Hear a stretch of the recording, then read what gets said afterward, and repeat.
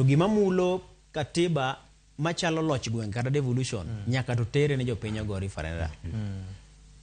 Sirikal biro ng'isi ni kinde mane itemo chan mondo tim BBI no kan idwaro gimoro bilion 14 nyaka bilion 20 mane IEBC dwaro mondo mine bago mbulu mar paro. E kind sani to gido mar auchiel higa manyien akia ni binyalo bago mbulu mar paro ma NGCDF skaw masoe katiba kod agulu mamoko ma samoro iwacho ni ok obedo kare gi dwaro mar chik. Koro aparo ni MPs kata jood bura omak kama tek.